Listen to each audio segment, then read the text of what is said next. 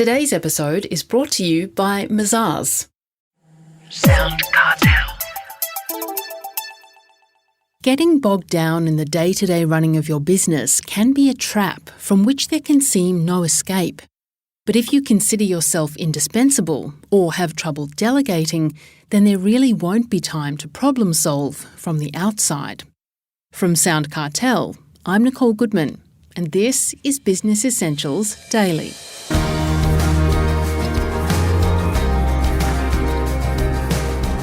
Joel Gerschman, Managing Director of The Change Coach, has some answers in his book The Mindful Entrepreneur, in which he uses the story of Howard Finger of UK-based company VinciWorks, which offers online compliance and risk management solutions for legal and financial markets. The truth is, Howard Finger was in personal and business dire straits, but with assistance, he steered himself from near collapse to sanity, fulfilment, and a thriving business. And it just took one step to start the transformation. So what does Joel mean by mindful in the title of his book? He's talking to Heather Dawson. When I use the word mindful, we're not actually referring to mindfulness meditation or some other psychological practice, which, by the way, may have some value. We use the term rather more generically to refer to being more deliberate, more intentional, more purposeful about how you run your business and how you live your life. But are entrepreneurs not mindful, by and large? Look, don't get me wrong. I think most business owners are smart, hardworking go-getters who are genuinely hoping to grow and improve their businesses. But the harsh reality for many entrepreneurs, certainly many that I come in contact with, is that they're not actually acting deliberately or strategically. They're often just trying to survive from one day to the next. To use that classic phrase coined by one of my own mentors, Michael Gerber, they're working in their business, not on their business. And it's only when they take a step back and decide how to strategically move forward that you see real growth and change.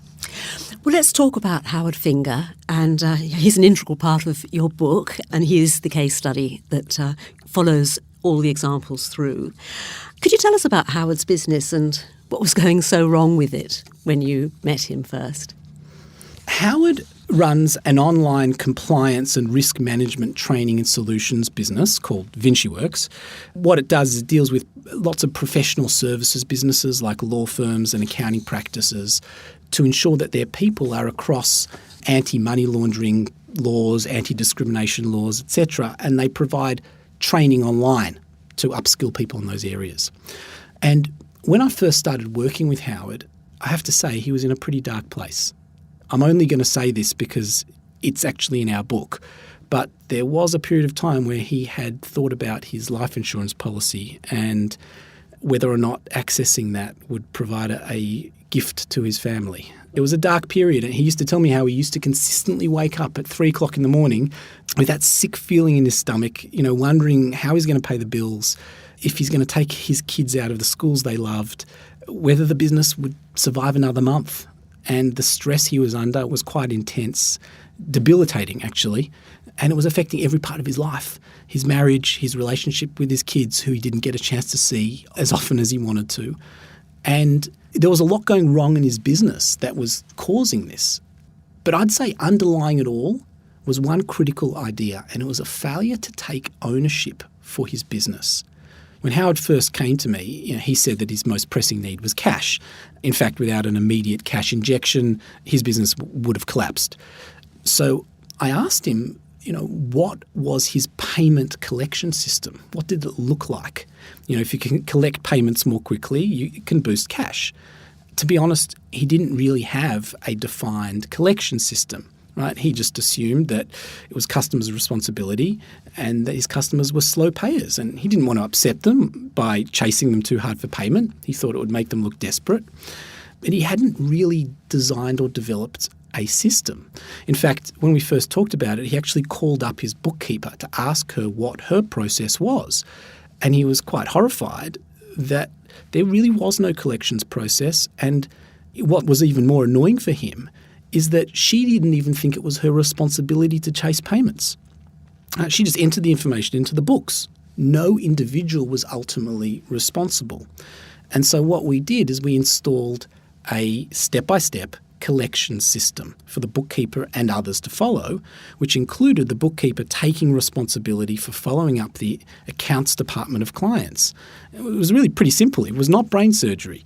And in the first week, he brought in approximately £35,000. He's a UK business, so it was in pounds, of much-needed cash. And, since then, it's been working fantastically ever since. And, the big message for him, and I think for many business owners, is that if you want your business to run smoothly and predictably without you needing to be there all the time, you need to implement systems. If key tasks like collections are not deliberately designed and documented, you can't expect them to perform optimally. So he's systemised the whole business now? He has systemised a large part of the business. Right, absolutely.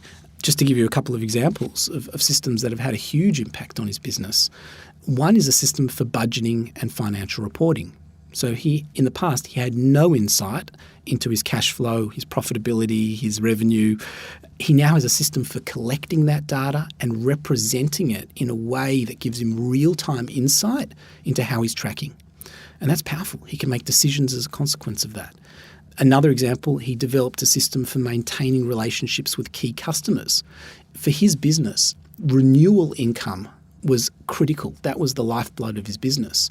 How do you ensure that customers renew? Well, you have to continue building relationships with them over the long term.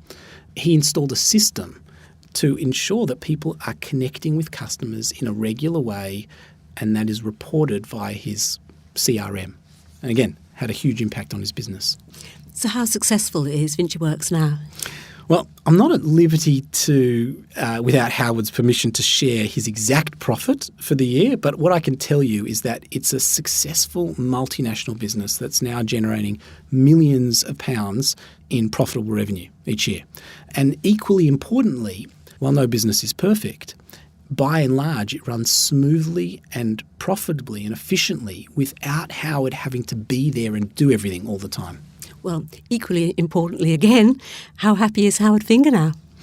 He's a real person like any of us, and we all go through ups and downs. But what I can say, and I know Howard says this himself, is that he's living with a much deeper sense of fulfilment than at any other time in his life.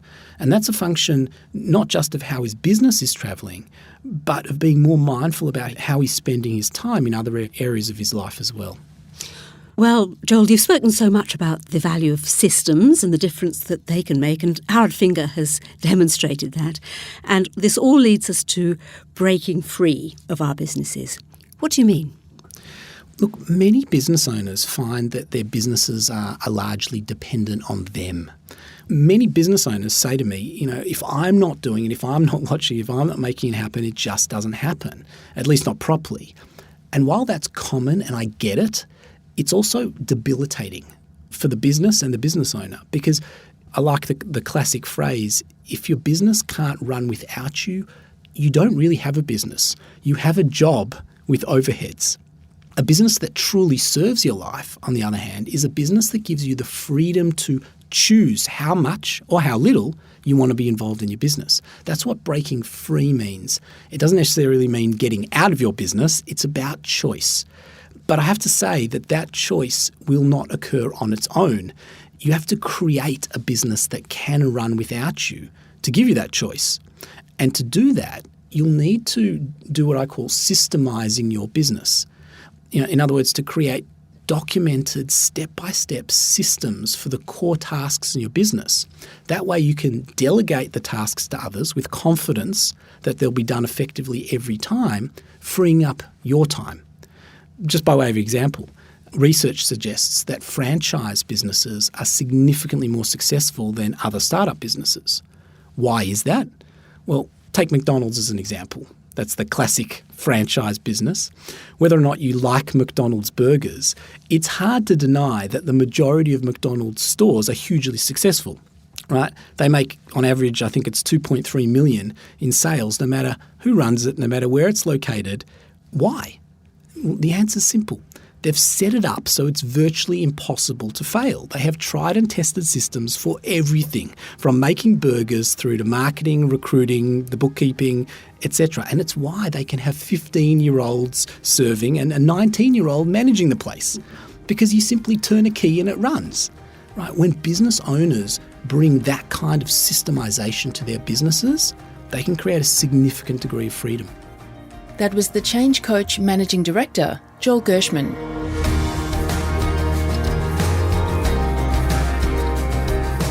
Business Essentials Daily is a SoundCartel podcast. Executive producer is Heather Dawson. Producers are Nick Schilberger, Chris Ashmore, and myself. Technical production by Pete Letts and Belinda Trimboli. I'm Nicole Goodman. Thanks for listening. We'll bring you more Be Daily next week. SoundCartel. This episode was brought to you by Mazars. To find out more, visit mazars.com.au. That's mazars.com.au.